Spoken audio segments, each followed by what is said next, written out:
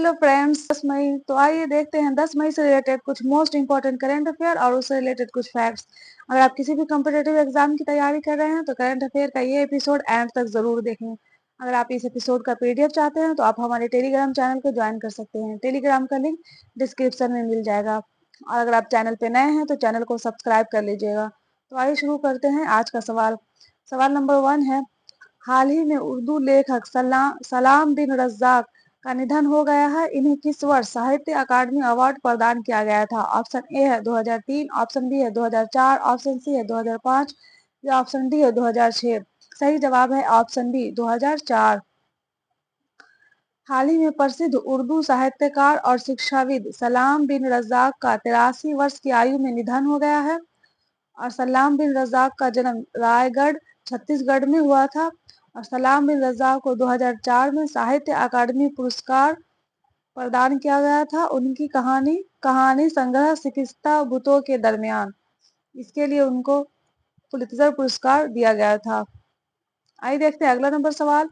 सवाल नंबर 2 है, हाल ही में इंडियन सुपर लीग 2023-24 का खिताब किसने जीता है? ऑप्शन ए है Mumbai city, option B Haryana, option C है मोहन बागान, ऑप्शन डी इनमें से कोई नहीं। सही जवाब है ऑप्शन ए मुंबई सिटी। हाल ही में इंडियन सुपर लीग 2023-24 का खिताब मुंबई सिटी ने मोहन बगान को हराकर हासिल किया है। आइए देखते हैं अगला नंबर सवाल। सवाल नंबर 3 है, हाल ही में किस देश ने तनाव के बीच सामरिक परमाणु हथियार अभ्यास की घोषणा की है? ऑप्शन ए है अमेरिका, ऑप्शन बी है जापान, ऑप्शन सी है यूक्रेन या ऑप्शन डी है रूस। सही जवाब है ऑप्शन डी रूस। आइए देखते हैं रूस से रिलेटेड कुछ फैक्ट्स। हाल ही में रूस ने 2024 में ब्रिक्स की अध्यक्षता संभाली है। और भारत ने रूस से S-400 मिसाइल स्क्वाड्रन खरीदे हैं। और रूस ने परमाणु ऊर्जा वाला महाशक्तिशाली मिसाइल 7 बनाई है। और रूस 2024 में अपने रक्षा खर्च को 70% तक बढ़ाएगा।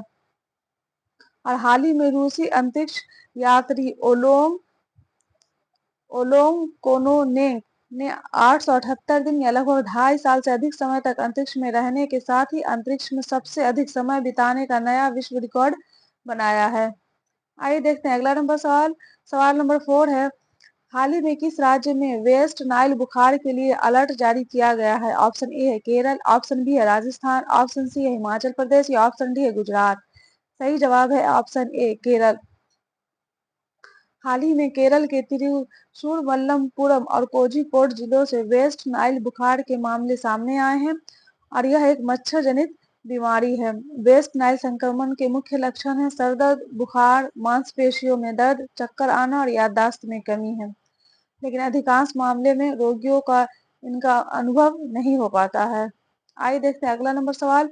सवाल नंबर 5 है, हाल ही में किस बीमारी से संबंधित टीके के दूसरे चरण के परीक्षण के लिए केंद्रीय औषधि मानक नियंत्रण संगठन की मंजूरी मिल गई है? ऑप्शन ए है टाइफाइड, ऑप्शन बी है टीबी, ऑप्शन सी है निमोनिया या ऑप्शन डी है पीलिया। सही जवाब है ऑप्शन बी टीबी। हाल ही में टीबी वैक्सीन MTV-वैक के दूसरे चरण के परीक्षण के लिए केंद्रीय औषधि मानक नियंत्रण संगठन की मंजूरी मिल गई है। MTV-वैक तपेदिक के खिलाफ नैदानिक परीक्षण शुरू करने वाला मानव स्रोत से प्राप्त पहला टीका है। और MTV-वैक माइक्रोबैक्टीरियम ट्यूबरकुलोसिस वैक्सीन का संरक्षित रूप है। और अभी नवजात शिशु को इस रोग से बचने के लिए BCG का टीका लगाया जाता है। आइए देखते हैं अगला नंबर सवाल। सवाल नंबर 6 है, हाल ही में किस बैंक ने NRI कस्टमर के लिए UPI सुविधा शुरू की है? ऑप्शन ए है HDFC बैंक, ऑप्शन बी है ICICI बैंक, ऑप्शन सी है पंजाब बैंक या ऑप्शन डी है बैंक ऑफ इंडिया। सही जवाब है ऑप्शन बी ICICI बैंक। पहले NRI UPI भुगतान करने के लिए अपने बैंकों के साथ एक भारतीय मोबाइल नंबर पंजीकृत करने की आवश्यकता होती थी। लेकिन अब ICICI बैंक के NRI कस्टमर अब अपने इंटरनेशनल मोबाइल नंबर का इस्तेमाल कर भारत में UPI पेमेंट कर सकेंगे। और बैंक ने यह सुविधा अपने मोबाइल ऐप के जरिए शुरू की है, आई मोबाइल ऐप। और ICICI बैंक ने national payments corporation of India के इंटरनेशनल इंफ्रास्ट्रक्चर के तहत 10 देशों में ये सुविधा लागू की है। आइए देखते हैं अगला नंबर सवाल। सवाल नंबर 7 है, हाल ही में 100 रुपए के नोट पर भारतीय क्षेत्र को दर्शाने वाला देश कौन है? ऑप्शन ए है नेपाल, ऑप्शन बी है भूटान, ऑप्शन सी है पाकिस्तान या ऑप्शन डी है चीन। सही जवाब है ऑप्शन ए नेपाल। हाल ही में नेपाल ने अपने 100 रुपए के नोट पर भारतीय क्षेत्र को दर्शाया है। इस विवाद की वजह है महाकाली नदी, जिसे भारत में शारदा नदी भी कहते हैं। 2 दिसंबर 1815 को ईस्ट इंडिया कंपनी और नेपाल के बीच सुगौली की संधि हुई थी, जिसमें कहा गया था कि महाकाली नदी के का पूर्व इलाका में पड़ने वाला क्षेत्र नेपाल का अधिकार होगा और पश्चिम का हिस्सा भारत के अधिकार में रहेगा। लेकिन नेपाल का दावा है कि महाकाली नदी की मुख्य धारा लिम्पियाधुरा से शुरू होती है, इसलिए इसे ही उद्गम स्थल माना जाएगा। क्योंकि उद्गम स्थल लिम्पियाधुरा, इसलिए लिम्पियाधुरा, लिपू लेक और काला पानी नेपाल का हिस्सा हुआ, जबकि भारत कहता है कि महाकाली नदी की सभी धाराएं काला पानी गांव में आकर मिलती हैं, इसलिए इसे ही नदी का उद्गम स्थल माना जाएगा। भारत का यह भी कहना है कि सुगौली की संधि में मुख्य धारा नदी को माना गया है और ऐसे में लिपू लेक को नेपाल का हिस्सा मानना गलत होगा। आइए देखते हैं अगला नंबर सवाल। सवाल नंबर 8 है, हाल ही में भारतीय वायुसेना ने किस देश में एयरबस से अपने दूसरे C-295 विमान की डिलीवरी ली है? ऑप्शन ए है वियतनाम, ऑप्शन बी है स्पेन, ऑप्शन सी है अमेरिका या ऑप्शन डी है चीन। ऑप्शन डी है जापान। सही जवाब है ऑप्शन डी स्पेन। हाल ही में भारतीय वायुसेना ने स्पेन में एयरबस से अपने दूसरे C-295 विमान की डिलीवरी ले ली है। यह पुराने एवरो 748 बेड़े का स्थान लेगा।